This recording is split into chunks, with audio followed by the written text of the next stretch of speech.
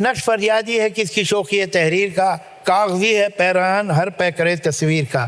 اب یہ شعر آدمی ایسے کیسے سمجھے گا؟ اگر وہ ہر لفظ کے معنی بھی معلوم ہو تو بھی نہیں سمجھ پائے گا کہ یہ جو امیج ہے یہ کس کے لکھنے کی شوخی کو، اس کی شرارت کی شکایت کر رہا ہے۔ اس لیے کہ جتنی تصویریں ہیں ان کا لباس تو کاغذ کا ہے، کاغذی ہے پیرہن۔ اب یہ سمجھ میں نہیں آئے گا، یہ تب سمجھ میں آئے گا جب ہم یہ ایک ٹریڈیشن جانتے ہوں جو پرانے زمانے میں تھی کہ فریادی جب دربار میں فریاد کرنے جاتا تھا بادشاہ کے تو کاغذ کا کپڑا پہن کے جاتا تھا، تو اسے پہچان لیتے تھے کہ فریاد کرنے آیا ہے۔ ظاہر ہے کہ کاغذ کے اوپر جو بھی تصویر بنے گی اس کا لباس تو کاغذ میں ہی ہے۔ تو یہ جو تصویریں بنی ہیں یہ کس کی شکایت کر رہی ہیں؟ دوسری طرف کس کی شوخی تحریر؟